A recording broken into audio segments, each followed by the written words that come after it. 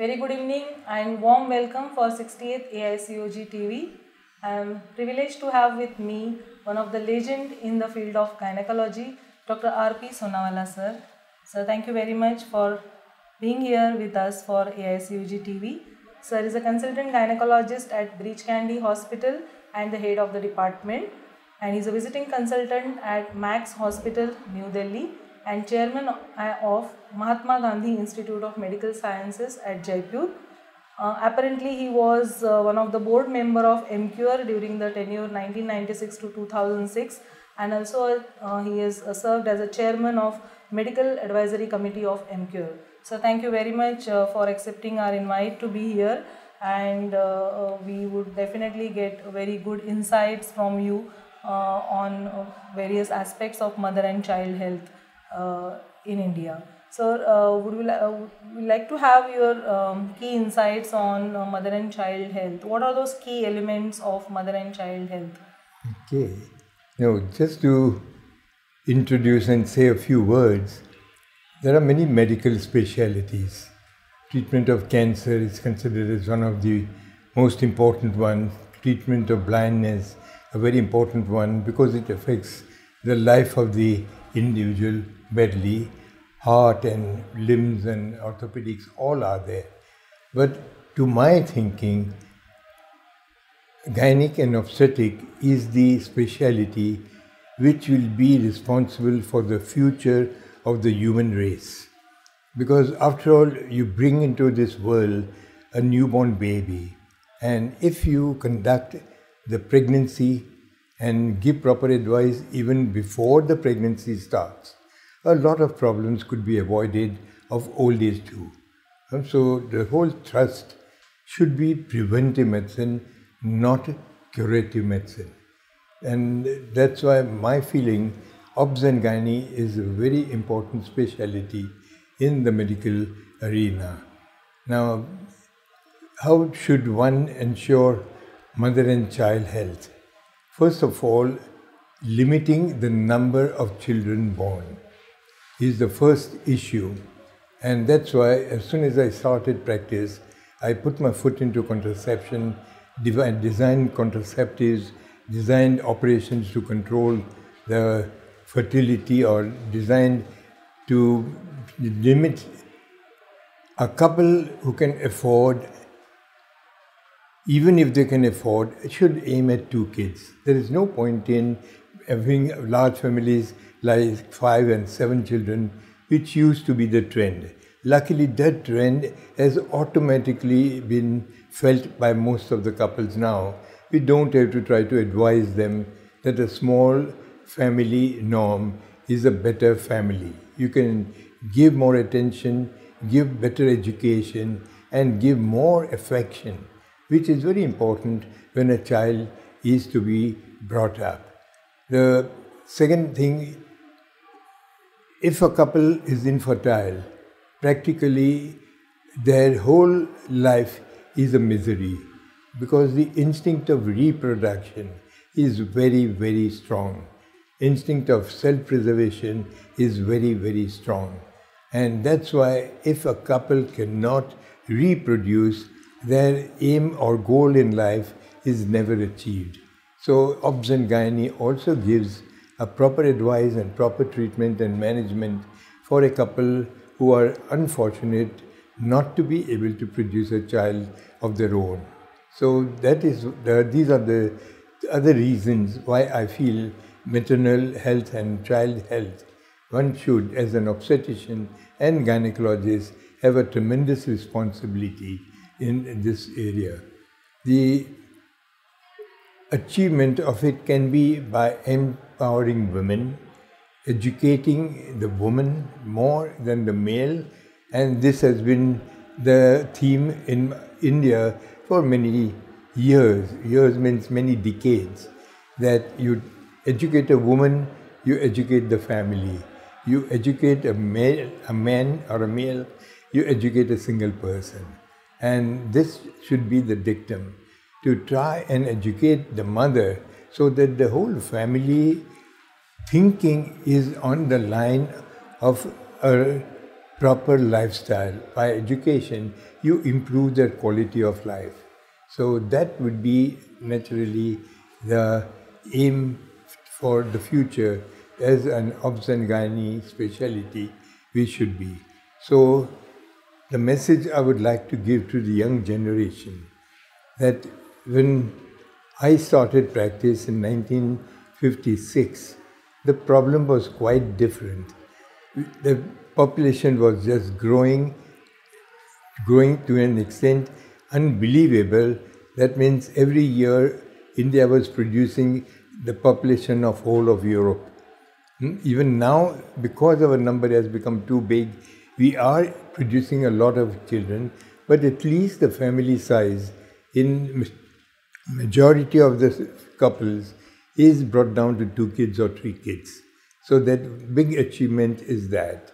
And education, as a doctor, we may advise, but after all, it is the government, it is the social workers, or it is the big industries who should take that responsibility.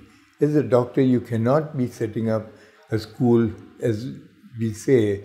In India, the number of children born every day, over a couple of thousands, you need to produce every day 4 to 5 schools, which is not likely to be ever possible.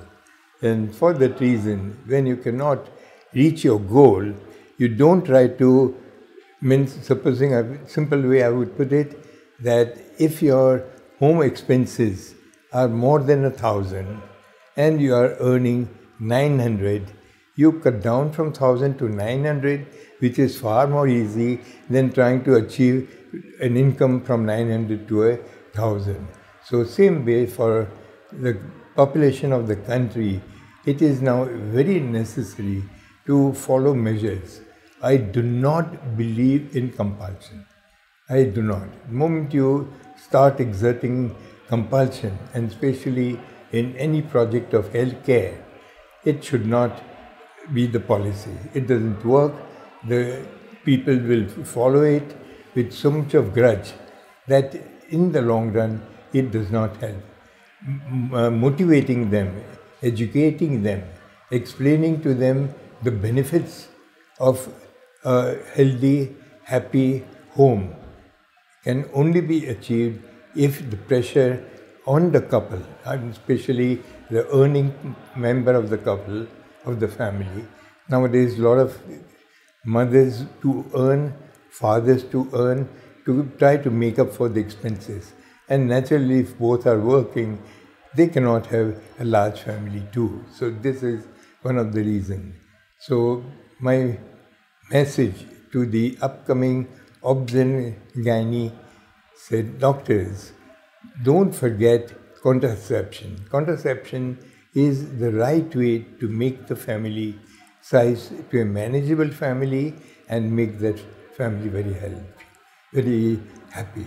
Happiness and healthy, say, lifestyle are very important. It is not just wealth which gives you a good life, it is a healthy life and a happy life which makes you a better citizen of India. Absolutely fantastic, sir. That's a very good piece of information on a healthy, happy life with your 6 decades of expertise in the field of obstetrics and gynecology.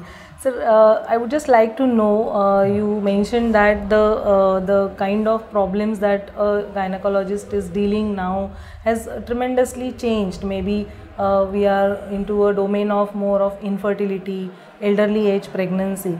But apart from that, during pregnancy, what a care a young gynecologist should offer to a patient so that a mother's life is also being safeguarded and a child is also born with a good health. So what are those 2 or 3 tips that you would like to give to the practicing gynecologist?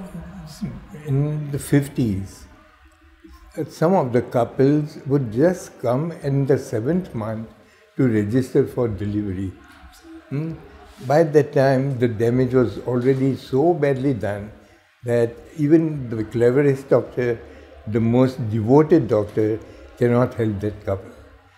One should go for advice, what we call preconceptional advice, because a lot of problems which occur in adult life, diabetes, heart disease, obesity, and allergies, can be prevented by giving the mother folic acid, vitamin B12, omega, zinc prior to pregnancy, so that she has got adequate quantity of it in her circulation.